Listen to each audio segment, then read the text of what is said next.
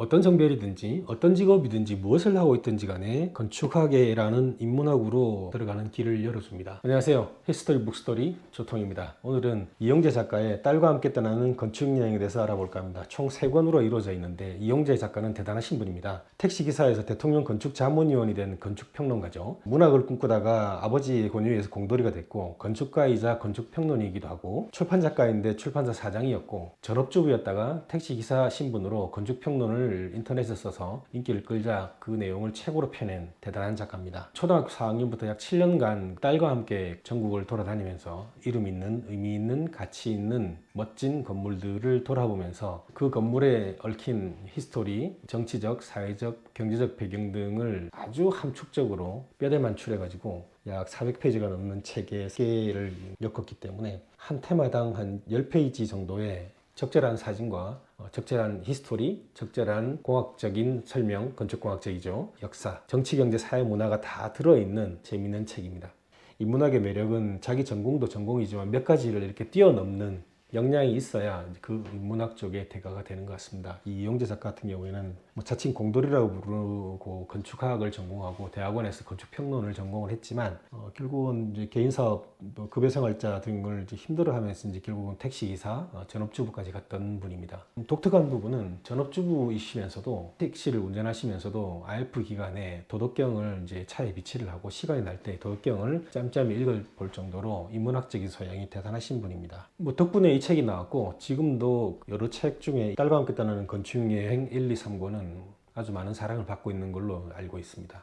그 건축대학원 졸업하고 이제 잡지사에 입사를 하고 이제 결혼을 하고 딸을 낳게 됩니다. 그리고 이제 건설 현장으로 복귀했다가 다시 이제 그 출판사 편집장으로 갔다가 택시 운전사를 했다가 전업주부로 돌아오는 다양한 그 파란만장한 삶을 삽니다. 심지어는 감옥까지 갔다 오죠. 사업이 실패해서. 나름 삶을 이제 그 하고 싶은 일들을 하면서 신나게 살아오신 분 같아요. 제가 보기에는. 하지만 그 천천히 책을 읽다 보면 저자 이영재는 건축 비평가입니다. 건축에 대한 사랑과 열정이 대단했을 것 같다는 느낌이 듭니다. 특히나 열정 부분은 대단했던 것 같습니다. 설계에 대한 욕심, 감리에 대한 의무감, 사명감 이런 비타협적인 태도도 이제 글 속에 여러 개 나타납니다.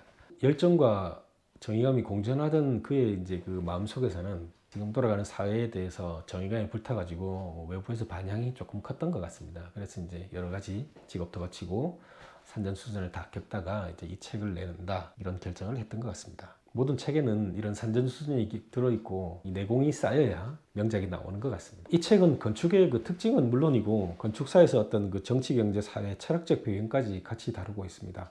그게 이제 이 책을 돋보이게 하는 내용인데 그 건물을 건축한 건축가의 일생도 같이 이제 녹아들어서 종합 백과사전이라고 할 수 있습니다. 인바운드와 아웃바운드를 넘나드는 재미나는 스토리 구성은 특정 건축물을 구글이나 검색 엔진 챗GPT에서 나오는 단순한 사실들의 열거가 아니라 그 중에서 핵심이 되는 내용을 엮어가지고 한 건물을 11페이지 또는 12페이지에 엮어낸 걸 보면 길게 쓰는 건 어렵지가 않은데 압축해서 핵심만 추려내가지고 필요한 것만 꼭 전해줘야 되는 내용으로 구성하는 능력이 대단하다는 겁니다. 그러려면 이 건축에 대한 지식뿐만 아니라 다양한 해박한 지식이 있어야 이걸 압축할 수 있는 능력이 생기는데 그 능력을 가지고 역사와 건축을 같이 병진시켜서 알찬 건축 종합여행서가 태어난 겁니다. 거기다가 이제 이 책의 높이는 아빠와 초등학교 4학년 딸이 이제 같이 가는 여행을 컨셉으로 했기 때문에 이 눈높이를 일반 대중의 눈높이로 맞추어서 글을 써야 되겠다라고 생각한 것은 작가가 택시 운전을 하면서 다양한 사람들을 택시 안에서 만났을 때 그 사람들은 의외로 이런 부분에 특정한 부분에 관심이 없기 때문에 물론 저도 이 책을 보기 전까지는 건축이나 인문학에 대해서 관심이 없었기 때문에 관심이 없던 차원을 넘어서서 아주 문외한이었는데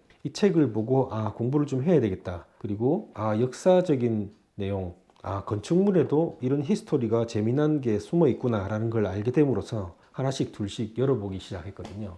그래서 책을 쉽게 써서 나갔다는 게 이제 핵심입니다. 방대한 지식에 놀라고 재미난 스토리에 빵끝 웃고 안타까운 역사적인 이야기에 눈이 시려가지고 한 10분, 한 30분 동안 책을 읽지 못하고 밖으로 산책을 나가가지고 1시간 정도 바람 쐬고 왔던 내용도 책에는 있습니다. 시와 노래도 담겨 있고 주인공인 건축물을 다시 보게 됩니다. 어느 시점이 되면 문화로 돌아가려고 하는 이 니드가 생기는데, 그 니드가 이 책을 보고 저는 생겨가지고 15년 전에 이제 2010년이죠. 그때 이제 이 이용재 작가의 딸과 함께 떠나는 건축 여행을 접하게 됐는데, 그 뒤로 제 인생이 바뀌었습니다. 인문학에 관심을 가졌고, 여기에 관련된 다양한 병인양요, 뭐 신미양요, 이제는 뭐 한국전쟁, 2차 대전, 일본, 중국, 동북아시아의 어떤 역학관계 등에 관심을 가지고 인문학으로 책을 보기 시작했고, 15년이 지나면서 누적으로 한 1000권 정도 읽어서 지금 그 1000권 정도 읽은 내용을 리뷰를 이제 재미나게 풀어가고 재밌는 책들을 여러분들에게 소개시켜드리려고 이 영상을 찍고 있습니다. 책으로 다시 돌아갈까요? 방금 이제 그 방대한 지식에 놀라고 재미나는 스토리에 빵긋 웃는다라고 했고, 감동적인 사연에 눈시울이 뜨거워졌다는 말씀을 드렸는데, 우리는 일상생활 속에 그 마주치는 건축물들에 대해서 너무 무관심한 건 아닌가라고 반성을 하게 됩니다. 저 또한 그 서울에서 직장생활하면서 한 20년 동안 생활했습니다만, 일상적으로 거치는 뭐 덕수궁, 과무, 창덕궁, 경복궁 등에 대해서도 관심이 없었고, 강변북로를 동쪽에서 서쪽으로, 구리에서 자유로 쪽이죠, 지나가다 보면 여의도나 마포 쪽에 보면 오른쪽으로 이렇게 절두산 순교지가 보이는데, 종탑이 보이고 이제 사각 모양을 한 기념관, 그 다음에 이제 천주교 예배당의 모습이 보이는데, 대부분 사람들은 그런가 보다 하고 무심코 보아넘기는 이 천주교 기념관을 다시 보게 됩니다.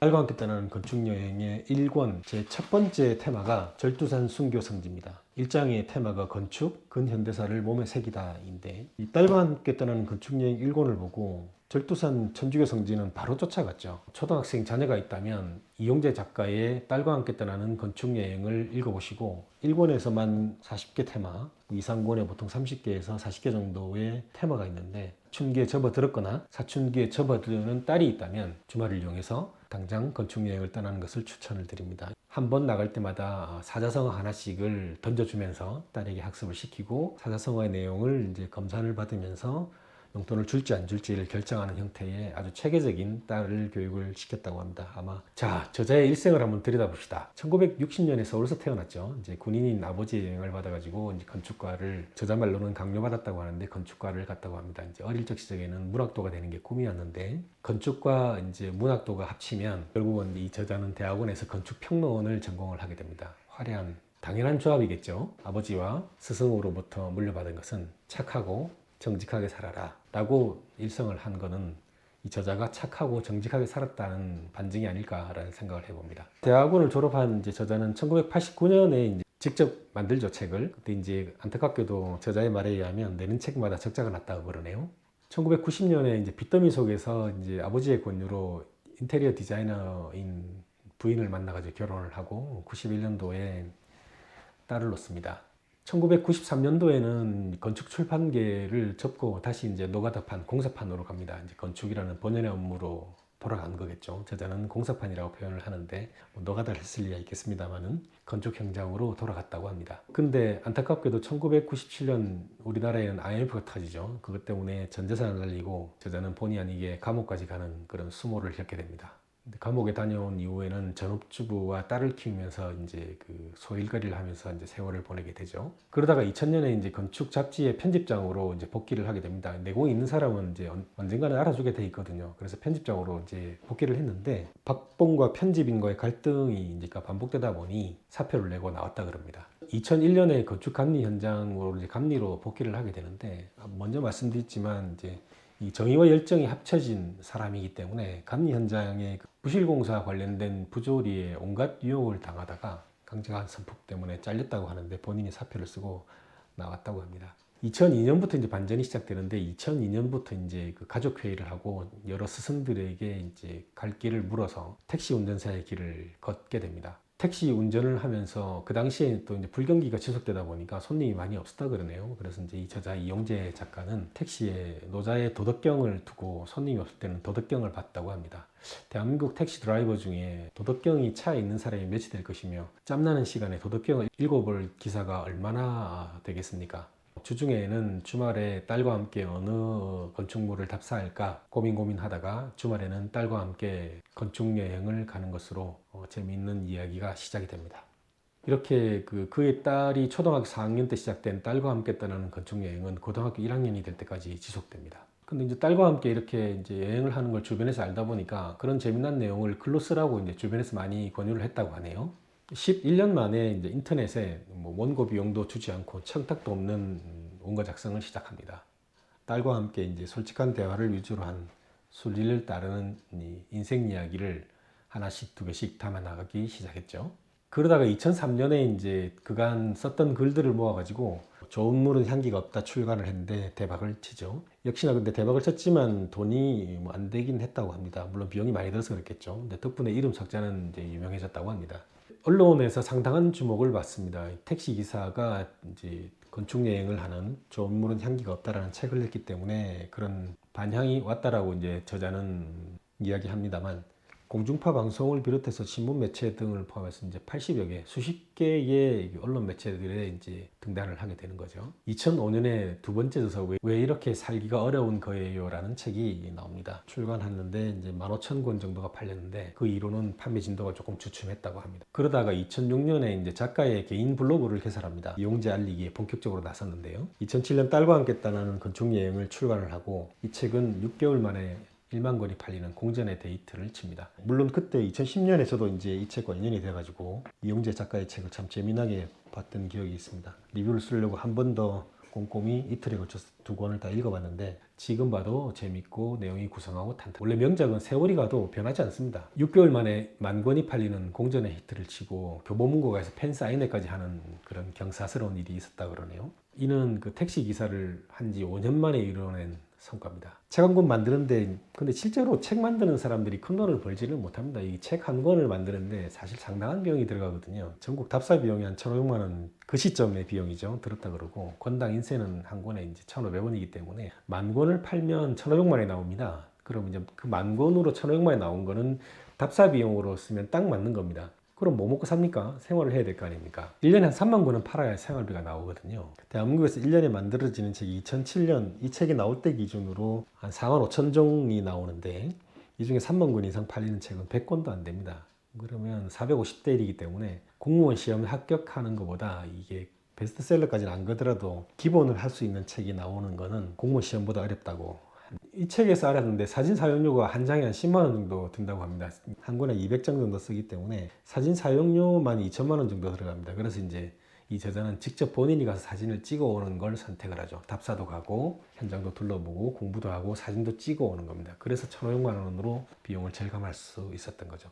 주말에는 문화재 답사를 가는데 그래서 가서 저자는 건축을, 배우자는 그 건축물의 인테리어를 보고 다른 전시품을 보는 이야기가 담겨 있습니다.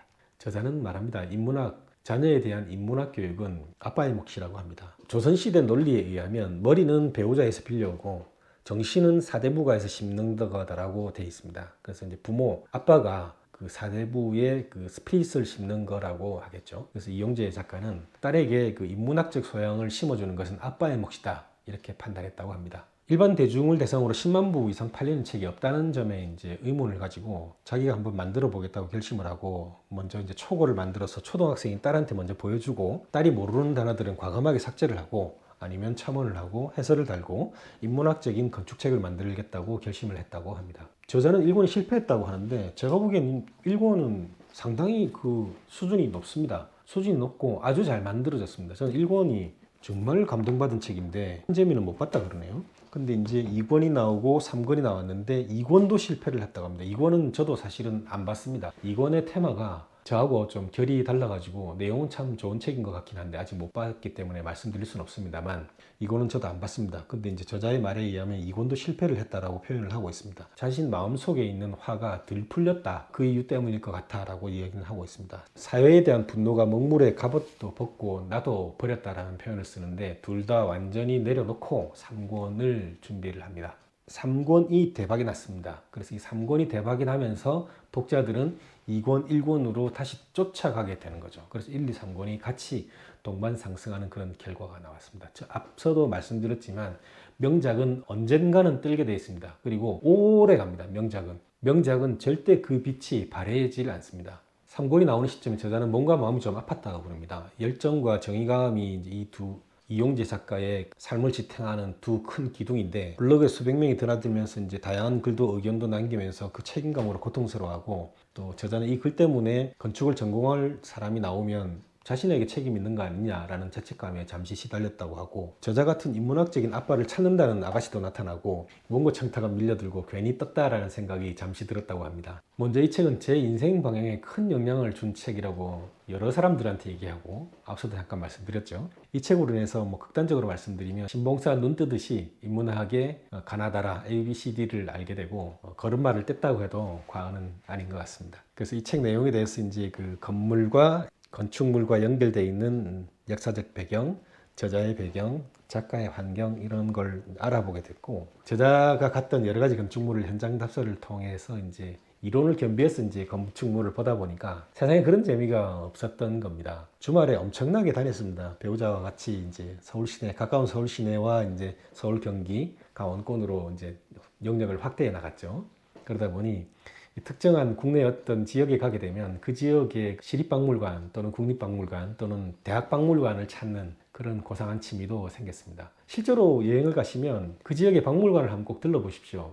요즘 이제 맛집 기행에 사람들이 꽂혀가지고 오로지 먹는 것, 그다음에 경관에만 이렇게 취해 있는데, 실제로 그 지역의 역사를 잠깐 둘러다 보면 정말 재밌는 내용이 많거든요. 그래서 구에 있는 박물관도 있고 특정 유적지에 있는 역사관, 기념관들이 많이 있지 않습니까? 그래서 거길 꼼꼼히 둘러보고 가능하면 해설하는 시간이 있는데, 학예사분들이 또는 해설사분들이 해설해 주는 시간이 있는데, 가능하면 그 시간을 맞춰서 시간을 적절히 투자를 하시면 여행이 한층 가치 있고 의미 있고 수준이 높아지는 그런 재미난 투어가 됩니다. 저자의 갔던 여러 건물들의 현장 답사를 통해서 이제 다니다 보니까 이렇게 재밌는 세상이 있나라는 생각이 들어서 흠뻑 빠졌던 추억이 있는데, 그래서 주말을 엄청나게 기다렸습니다. 그리고 이제 이번 주에는 어딜 갈까, 한 달 정도의 스케줄 정도는 잡아놓고 꼼꼼히 돌아보는 그랬던 기억이 있습니다. 가장 먼저 달려간 곳은 이 책의 첫 파트의 첫 번째 나오는 절두산 순교지를 먼저 갔습니다. 두 번째는 강화도에 있는 미제루였습니다. 방철린 건축가가 나오거든요. 방철린 건축가의 미제루는 맞는지 아닌지는 모르겠지만 얼마 있다가 나오는 건축학개론에 나오는 테마와 완전히 겹치는 그런 절묘한 스토리를 가진 멋진 건축가입니다. 천주교 교도들의 전시관과 성당 건물을 답사하는 과정에서 배우려고 하다 보면 행운이 항상 잇따르게 되거든요. 답사하러 이제 집사람하고 같이 이제 그 당시 박물관을 갔었는데, 박물관 입구하고 이제 건축물을 다 돌아보고 이제 꼼꼼히 김대건 신무상도 있고 외국인 묘지가 있고 외국인 선교사 묘지가 있고 쭉 돌아보고 이렇게 찬찬히 돌아보니까 신부님이 저희들 부부를 보셨던 것 같아요. 그래서 신부님이 어떻게 오셨습니까? 라고 물으시길래 저희는 이제 그 이용재 작가의 딸과 함께 떠나는 건축 여행을 보고 천주교 박해 이야기를 알게 됐고 거기에 이 성지를 둘러보려고 왔습니다. 라고 말씀을 드렸더니 신부님께서 직접 박물관을 쭉 돌시면서 저희들한테 근 1시간에 걸쳐서 설명을 쭉 해주시는 겁니다. 그때 너무 감동받고 몰랐던 얘기도 많이 알게 돼가지고 천주교 절두산 순교지에 대해서 많이 감명받으면서 이 순교의 역사가 어떻게 이루어졌나에 대해서 관심을 가지면서 병인박해를 알아보게 되고, 병인박해에 따라서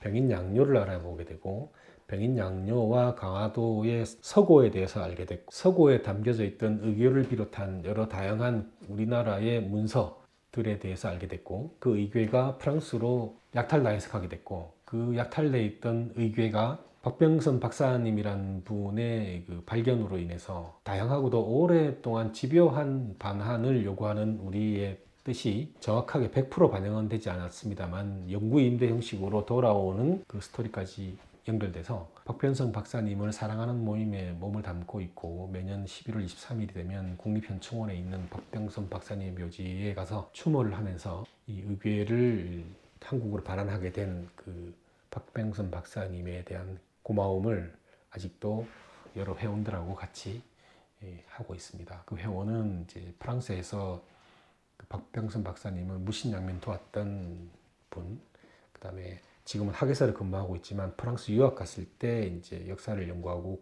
미술에도 전공했던 유학생, 그리고 이분의 활동을 도왔던 출판사 사장님, 그리고 박병선 박사님의 의지를 이제 관찰하기 위해서 도움을 줬던 모 기업의 이제 그 과장님, 지금은 이제 이사님이 되셨죠.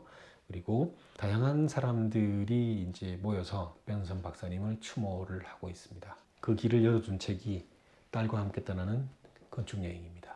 책에 보면 이 이용재 작가는 역사적인 얘기를 한 페이지 또는 2페이지로 압축하는 굉장한 능력이 있습니다. 초등학생 4학년, 초등학교 4학년 수준에 맞춰가지고 일반인들이 쉽게 이해할 수 있도록 역사적인 사건을 한 페이지 또는 두 페이지로 딱 압축을 합니다. 병인박해 같은 경우에 이제 러시아의 남하에 대한 대응으로 이제 흥선대원군이 이제 프랑스의 도움을 받으려고 했죠. 그래서 이제 천주교 신자들과 접촉할 필요성을 느껴가지고 우호관계를 맺는 것을 추진을 합니다. 그런데 이제 무슨 이유인지 베르네 신부는 이제 흥선대원군을 만나는 것을 거절을 하죠. 그래서 이제 러시아는 또 그 시점에 또 하필이면 남하가 중단이 됩니다. 프랑스의 베트남 침공과 청나라의 관계가 좀 악화되면서 이제 유림과 척화 세력들이 천주교도들이 잠재적인 그 침략군의 동도자다. 프랑스죠. 청나라의 경고를 받은 유림과 척화 세력은 조선의 이제 프랑스 선교사와 청교도들을 불운분자로 분류를 했고 탄압이 시작되는 겁니다. 당시 이제 프랑스 외방 종교의 모토는 떠나라 그리고 돌아오지 말아였습니다. 포교를 하거나 순교를 하라라는 뜻이 숨어 있는 것 같은데 깊은 뜻은 저도 잘 모르겠습니다만 이 과정에서 이제 일반 신자들이 이제 탄압을 당할 때 일반 신자들은 배교와 순교 중에 선택을 하라. 103인의 성인은 순교를 선택합니다. 교리를 배반할 수 없다. 이제 배반을 하면 살려주겠다라고 했는데 배반을 하지 않았던 거죠.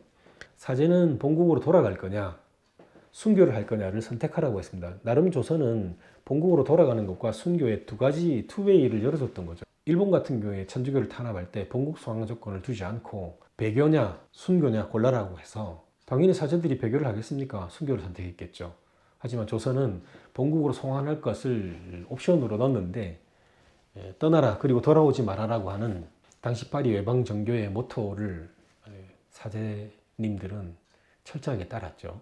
선교사와 평신도 무려 8,000명이 순교를 했습니다.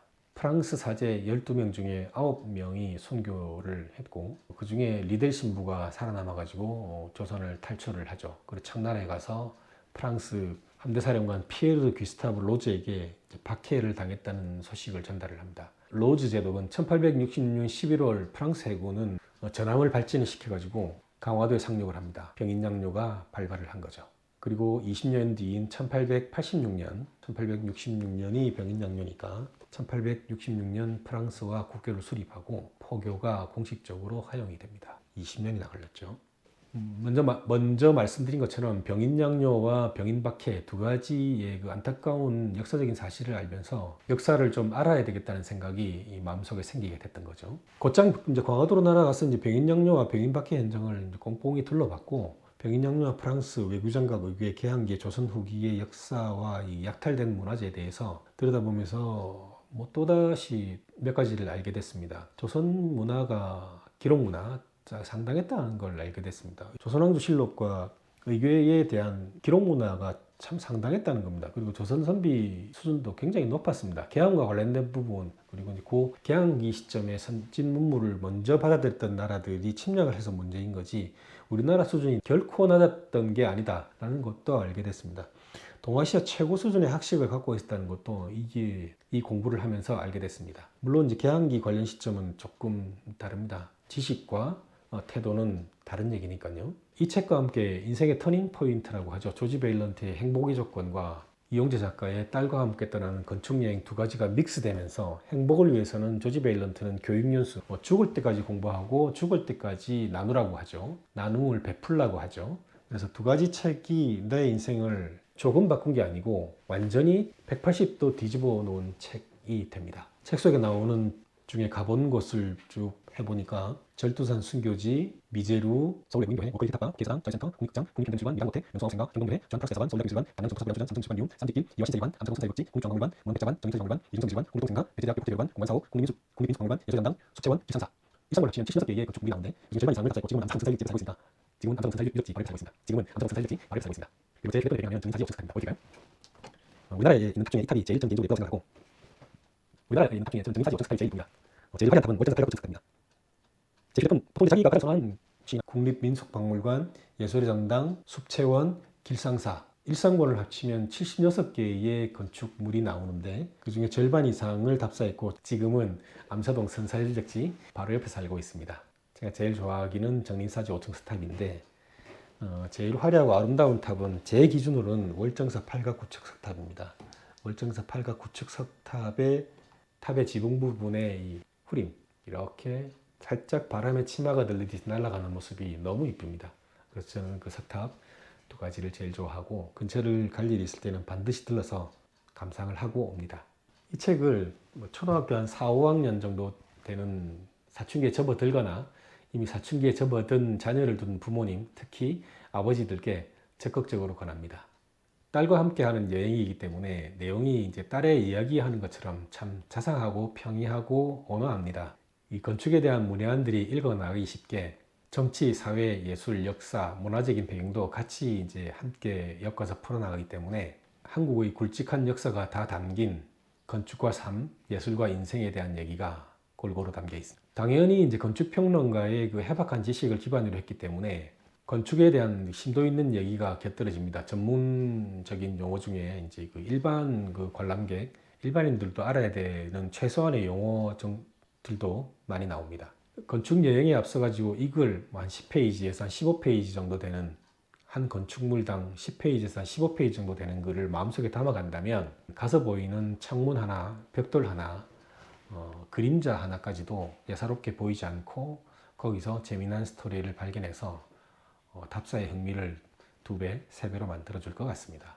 책 속에 이제 그 답사기를 보다가 눈물이 핑 돌아가지고 책을 덮고 한 30분 동안 책을 못 본 적도 있고 밖에 나가서 잠깐 산책하면서 바람을 쐬고 왔던 적도 있습니다. 그 편은 뭐냐면 1권의 1장에 나오는 건축 근현대사를 몸에 새기다 편에서 첫 번째 여행지인 절두산 순교 성지였고 이 절두산 순교는 병인박해를 기본 베이스로 하기 때문에 2권에서 나오는 제1장 건축 삶을 만나다 편에 갈매못 성지 편이 있습니다. 이 여러 권을 보다 보면 이제 지식이 쌓이면서 이제 뒤쪽으로 갈수록 그 보는 의미가 조금 더 깊어지고 조금 더 시각이 열리고 조금 더 마음이 열리다 보니 이 빠져드는 효과가 있는데 1장에서 병인박해의 여러 신부님들과 순교한 그 신자들의 그 안타까운 사연을 접하고 이 갈매모 성지 편에 들어갔을 때 이제 뭐 다양한 얘기가 나오는데 이 103인의 그 성인의 행보와 그 행보와 관련된 성지들에 대한 얘기가 나오고 그게 갈매못 성지 이야기거든요.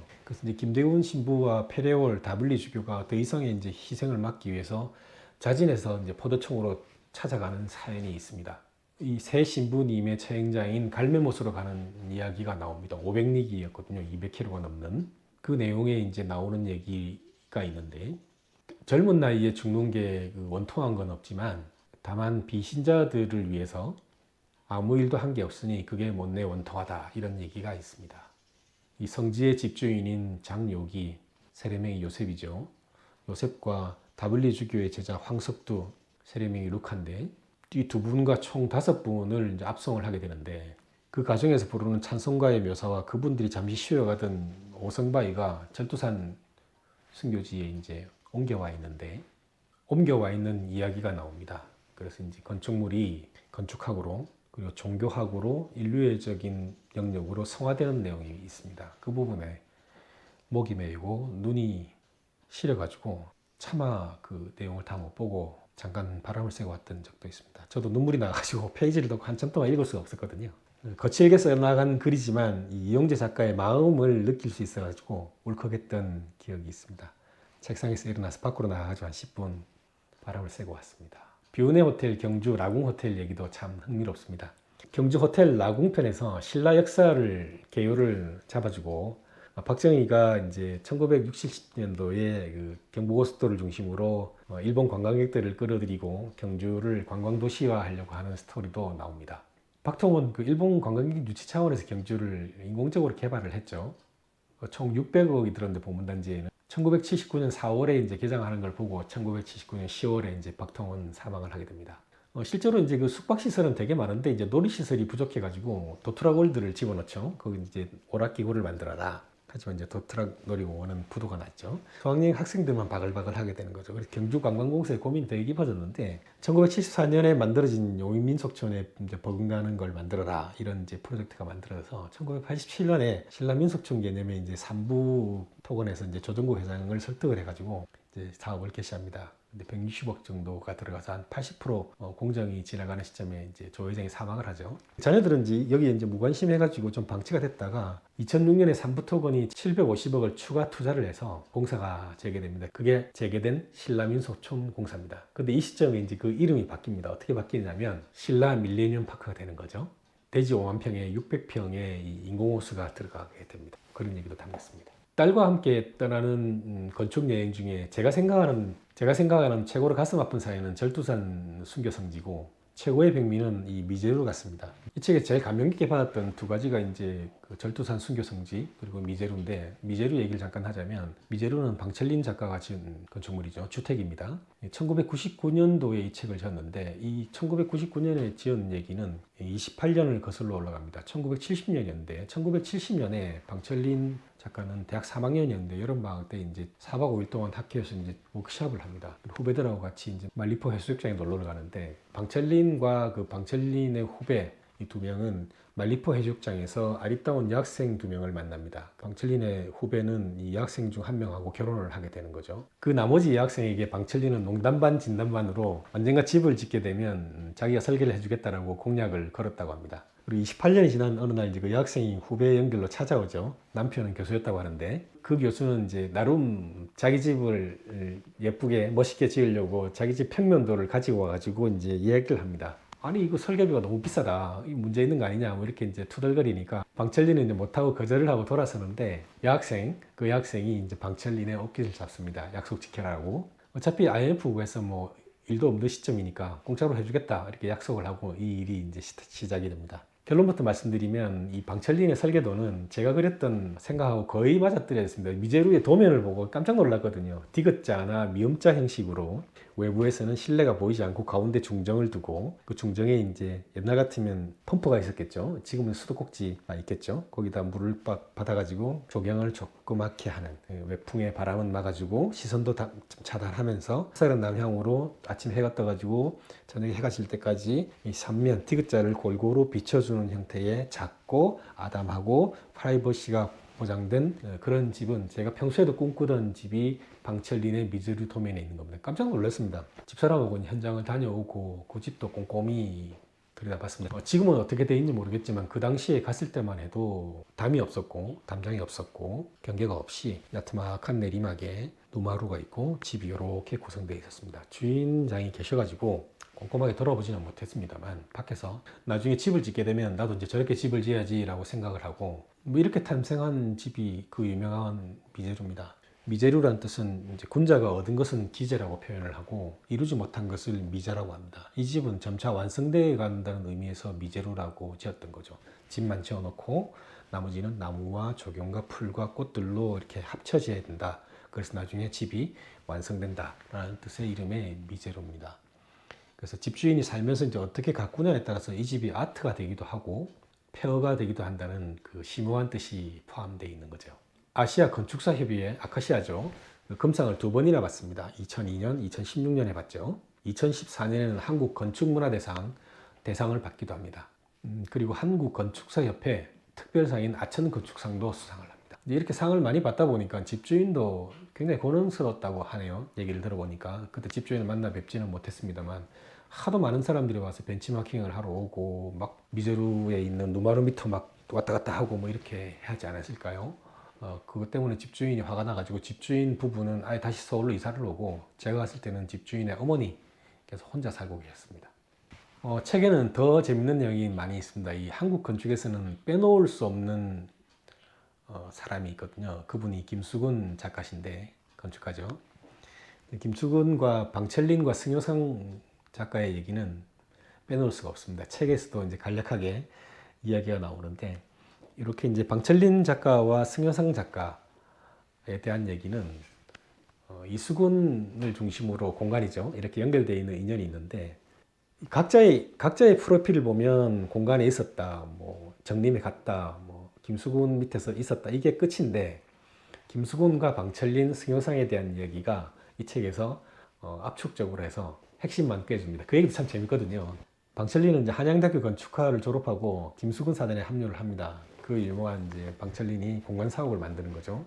핵심 건축 현장 책임자였습니다. 김수근 건축가 이 양반이 워낙 센 사람이기 때문에 많이 힘들었을 겁니다. 1978년 송영상하고 이제 엑소더스 그만두고 나오죠. 힘들어가지고. 그리고 이제 국제 엔지니어링으로 가서 이제 월급이 2배나 올랐다고 합니다.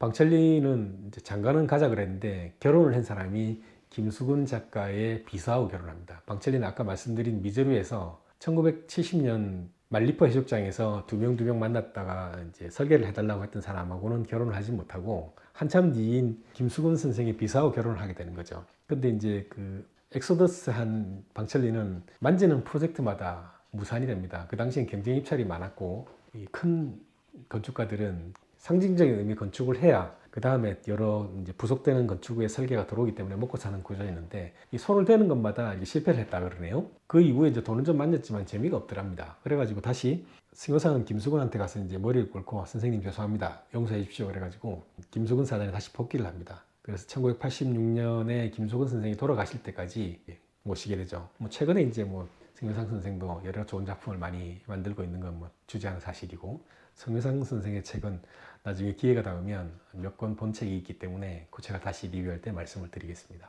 근데 이제 그 방철리는 무릎 꿇기는 싫고 이제 정린건축으로 갑니다. 정린건축도 1967년에 만들어진 되게 유명한 회사거든요. 건축하시는 분은 다 아는 이름이라고는 하는데 저도 좀 생소하긴 한데 신원학, 김기용, 최태용, 김자호 등 별들이 모여 있습니다. 김자호 회장님은 스키 시즌에 가끔 뵙는데 오파스라고 올드 피플 액티브 스키잉이라고 하는 모임의 회장님이십니다.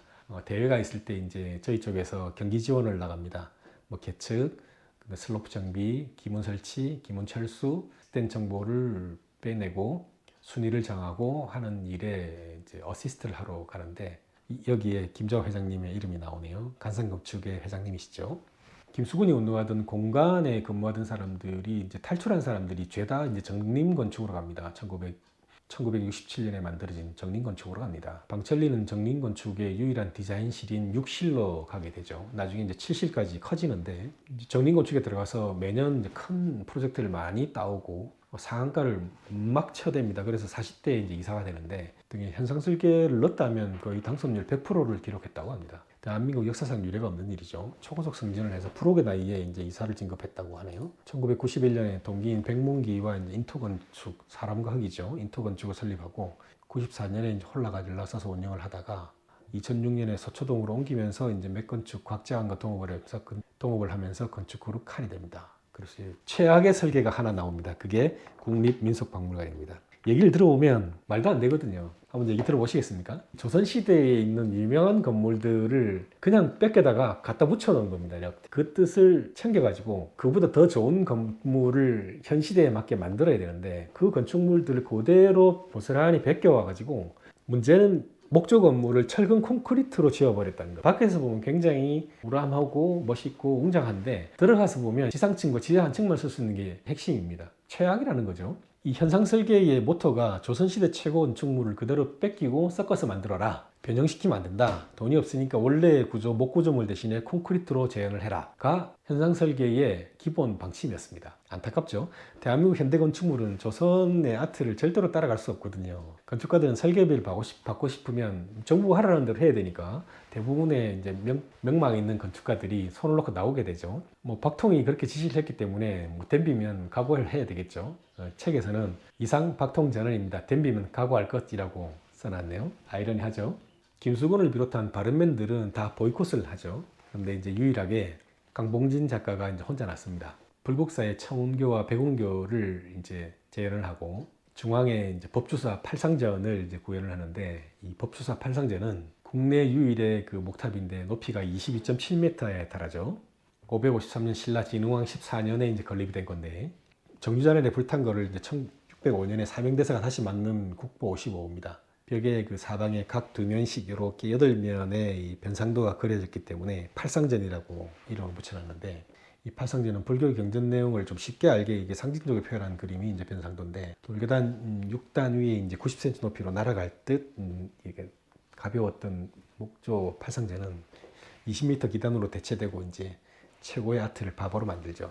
콘크리트로 만든 이 팔상제는 군사정권의 피해가 얼마나 심각한지를 알려주는 거죠. 시킨 사람은 군인이라고 하더라도 이걸 뺏긴 사람은 너무한 거 아닙니까? 이거 외에도 이제 팔상전 왼쪽에는 이제 화엄사에 있는 각황변을 콘크리트로, 팔상저 우측으로는 금산사의 미륵전을 또 콘크리트로 재현을 합니다. 이 조선시대 왕궁에 이제 국립민속관광이 13,000평에 들어가 있는 것도 사실 좀 안타까운 일인데, 그것도 가짜 모조품으로 관람객들 현혹시키는 이 건축물을 어째야 되는지라고 저자는 걱정하고 있습니다. 하지만 오늘도 초등학생을 태운 관광버스는 하염없이 국립민속박물관을 향해서 들어가고 있거든요. 그래서 각홍전 아래가 1전시관, 미륵전 아래가 2전시관, 청운교 박운교 아래가 3전시관이고 중앙의 팔상전 아래가 기획전시실로 쓰이고 있습니다. 위층은 다 모조품이기 때문에 관람객들은 들어가지도 못하고 단층에 5,000평을 헤매고 다니고 있는 그런 실정입니다. 최악의 건물이죠.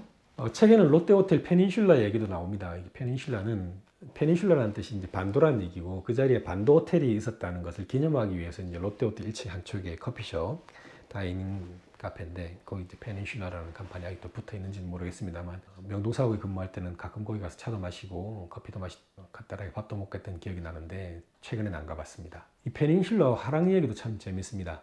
국내 최초의 사립 화랑이 이제 1930년대 종로 일가에 이제 만들었던 종로 화랑인데, 화랑은 뭐 큰 재미를 못 보죠. 종로 화방의 주인은 그 유명한 김한규 화백인데 3년을 못 버티고 문을 닫죠. 몇 개 화랑이 이제 오픈을 했지만 다들 먹고 살기 바빠가지고 대부분 망했죠. 그러다가 이제 한국 전쟁이 벌어지는데 1956년에 이제 반도 호텔이 만들어집니다. 이 반도 호텔은 1938년 흥남에 이제 세계 최대 질소 비료 공장이 만들어지는데, 그 질소 비료 공장의 주인이 노구치 시다가오입니다.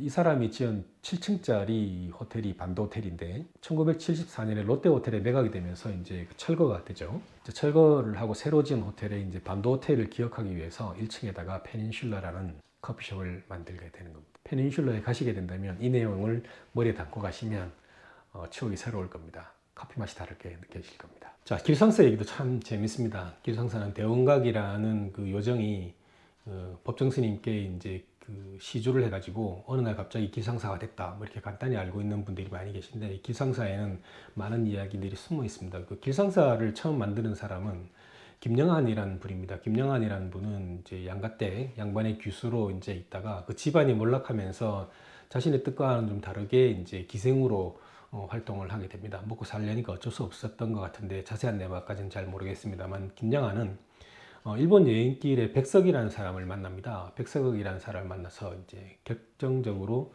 사랑에 빠집니다. 시인 백석은 평안남도 정주에서 태어나가지고 이제 오산중학교를 거쳐가지고 일본 도쿄의 아오야미 학원을 졸업을 하고 조선일보 기자 생활을 하다가 1936년에 이제 사슴으로 데뷔를 했죠. 선비 집안에서 이제 기생을 이제 며느리감으로 받아주겠습니까? 당연히 이제 헤어지게 됩니다.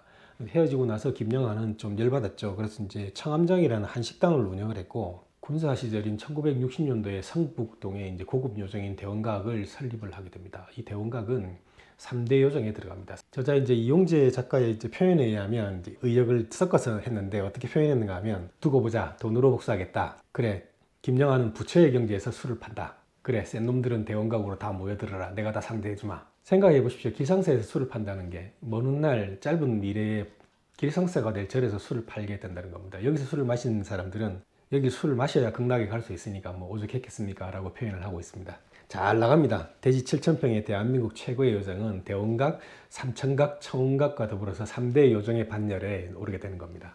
이후 이제 우연한 기회에 이제 법정 스님의 무소유의 감명을 받아가지고 이제 법정 스님의 길을 많이 따르게 됩니다. 그래가지고 1987년 미국을 찾은 김영한은 당시 이제 LA에 머물고 있던 법정 스님을 찾아가지고 당신이 가지고 있던 대원각을 시주를 하겠다라고 이제 의사를 표현합니다. 대원각은 7,000평이 넘고 건물만 40여 채에 달하기 때문에 평당 1,000만 원만 잡아도 그 당시에 700억이 넘는 건물입니다. 건물까지 포함하면 1,000억 정도 되는 가치를 가지고 있었죠. 근데 당시에 이제 무소유를 주장하는 법정 스님이 그걸 받으시겠습니까? 당연히 거절을 했죠. 하지만 이제 김영한은 오랜 기간 동안에 시주사를 이제 여러 번 밝혀가지고 결국은 법정 스님께서 이제 그걸 받아들이십니다. 조건이 두 가지 원칙이 있었는데, 이 길상사가 이제 만들어지면 요정에서 절이된 이 길상사의 운영에 절대 일체 관여하지 마라. 1995년 이제 법정은 길상사를 조계종에다가 기부 체납을 해버리십니다. 정확하게 말하면 시주겠죠. 조건 없이 절이나 스님에게 베푸는 게 시주니까요. 그래서 이제 원래 주인에게 돌려주라. 해서 돌려주는 것이었던 거죠. 1995년에 받아들여져 가지고 조계종 송강사의 이제 말사가 되게 됩니다. 1997년 이제 길상사 오픈 기념 세레모니를 할 때 김영환은 길상화라는 법명을 받게 되죠. 그래서 김영환 유골은 훗날 이제 그 길상처주의의 이제 산골이 되고 공덕비 하나가 세워집니다. 법정 스님도 이제 이곳에서 나중에 이제 열반에 오르시게 되죠. 극락전에는 김영환의 영정이 있고 진영각에는 법정 스님의 영정과 유품을 현재 전시하고 있습니다. 그런데 왜 길상사가 전라남도에 있는 송광사의 말사가 되었을까요? 궁금하시지 않습니까? 원래 법정의 이제 고향격인 송광사의 이름이 원래 길상사였습니다.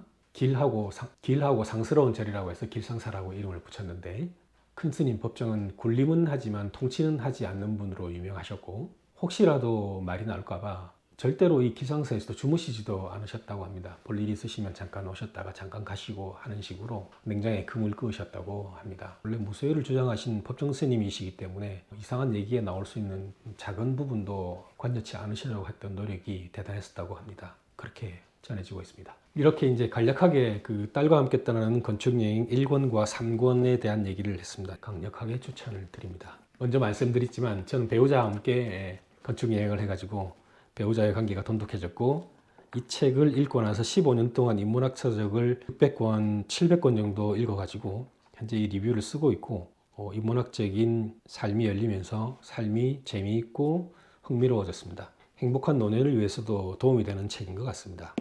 결론적으로는 어떤 세대든지 어떤 성별이든지 어떤 직업이든지 무엇을 하고 있든지 간에 건축학계라는 인문학으로 들어가는 길을 열어줍니다. 초등학생 눈높이에 맞게 일반적인 시각에 맞게 열어주는 법용서, 인문학의 세계로 한번 들어가 보시지 않겠습니까?